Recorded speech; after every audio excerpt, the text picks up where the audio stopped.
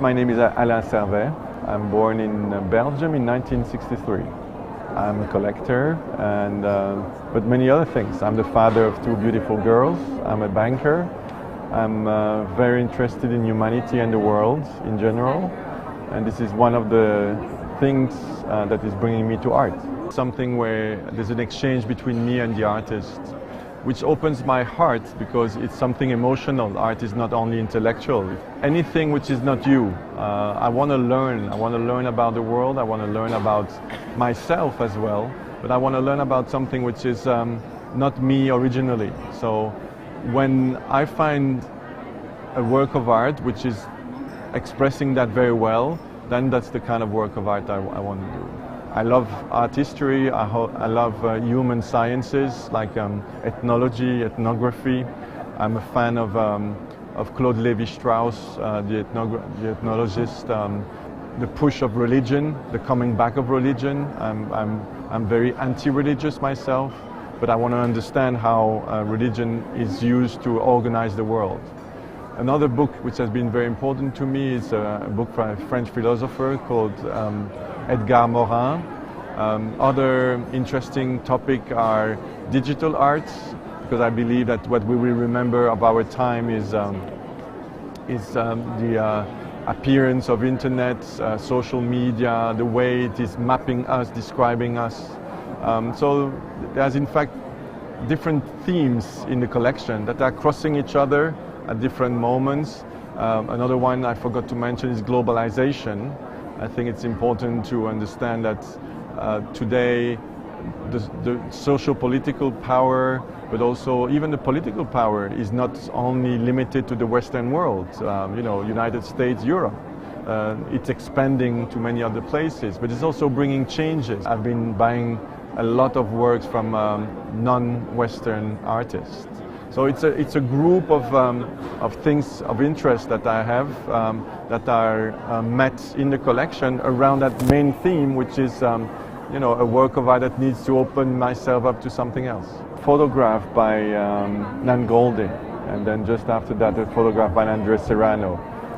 I'm a little bit worried by that development where art is appearing as an entertainment. When you have I think Kastenholler with the toboggan, all those works of art, where does it make you think? It makes you kind of feel good, having fun. You do a lot of selfies, but is it art? In my opinion, very often it is not. So I'm a little bit worried of the extension of that.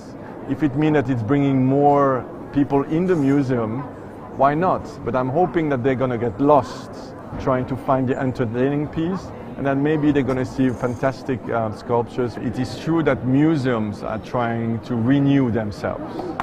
People realize that a kind of museum as a temple of knowledge that is static, it's over. Because you want to go back once to see Leonardo da Vinci, you don't want to go 5 times. So you need another reason to bring you in. So there's a kind of a renewal, which I would not call entertainment. It's about renewal. It's about making it lively. I would rather say activating the museum or making it alive, in some way. The interest in art has been increasing a lot by the general population. And the public funding has been reduced, so there is kind of an importance for the museum to get more people in. So how you keep the balance between the fact that the art must be something which is challenging you a little bit, that means not making you too comfortable, and bringing more and more people in the things, And then that's the big question that you had about the shows of Harley Davidson in the Metropolitan Museum. Is this the place to put Harley Davidson? It's a question. So there's continuously walking on a very thin line between what is educational, because museum is still something about learning something. privileged information means that it is an information that could be moving the price. And again, do we know what will be moving the price of an artist? Yes, maybe the fact that you're going to have a big show here, a big show there. But yeah, again, there should be more attention given to that kind of information, okay? Which means that, yes, I would find normal that a museum like the MoMA would make public its program for the next 18 months publicly by a press conference or a press release at the same time to anybody. And that the information in advance should be considered privilege. That means that you cannot disclose it neither to your board members, neither to your thing. Whether it's practical, I don't know, because of course, you need to speak to some galleries. If you want to do a show of Vic Muniz, you're going to speak to the galleries of Vic Muniz. So, of course, there will be people knowing that something is cooking. So, it's not easy to implement, but there should be some kind of guidelines to protect it a little bit more than it is right now. There should be some rules about best practices. One example is the relationship between artists and galleries. There is no contract between artists and galleries. At the moment, it gives rise to serious tensions and even conflicts. And so there is a lawsuit. So there should be clear rules about that kind of element. A story in Europe where a collector thought that someone was acting as his agent. That means that he was working for you, but he was trying to get the best price. But the other one was not considering that, he was considering himself as a dealer.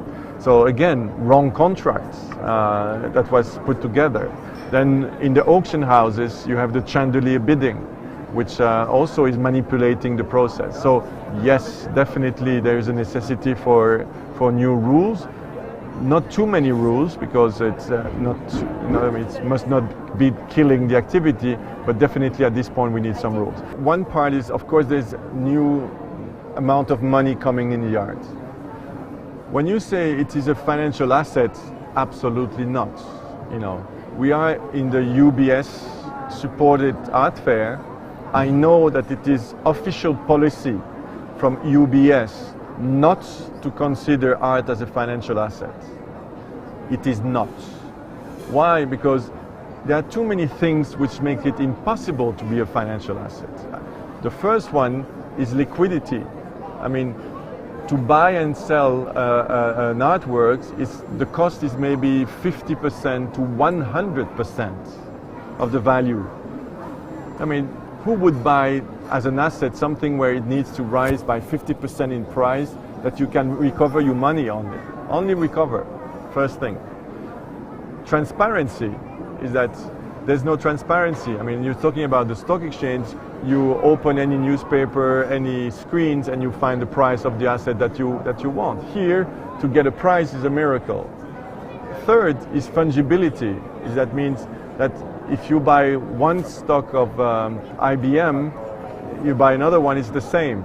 But for a Picasso, a 1935 Picasso, the same year, the same subject can be worth $500,000 and the other one $5 million, because it's not at all the same for different reasons. It has been belonging to someone else, this one belonging to the Countessa, blah, blah, blah, or, so it's all reason why it is not a financial asset, and honestly, I don't believe it will ever be. Let me be clear. Does it mean that there are no people making money with art? Of course they do. And there are some people, but you need to have really special information and also taste, because you're able in a way to kind of predict the taste.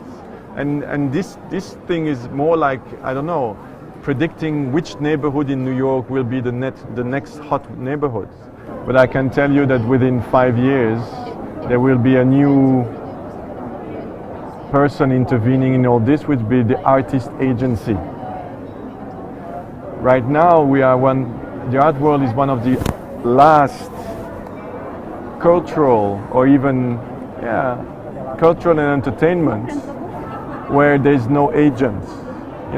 Every footballer, every theater actor, every movie actor, every architect has got an agent. And the art world, it does not work like that. Again, because at the time, I mean, it was such a small market that gallerists and artists were working together. The problem is things have been evolving very fast, and sometimes there are conflicts of interest between the gallerist and the artist. So right now I feel a big demand from artists to have an independent advice about what is going on. So that's the first thing. Second thing where things are evolving, and that will be also evolving in the next few years, I guarantee you, is that right now there's the mega galleries and then there is the rest. The problem is you could not have Art Basel with only mega galleries. So the whole system needs the smaller galleries. But the small galleries, they pay the same price per square meters at the big galleries. It is not sustainable. They cannot survive like this. So there should be another way of maybe accommodating smaller galleries or more fragile galleries with some kind of support. Maybe a differentiation in the price. That's certainly in terms of art fair.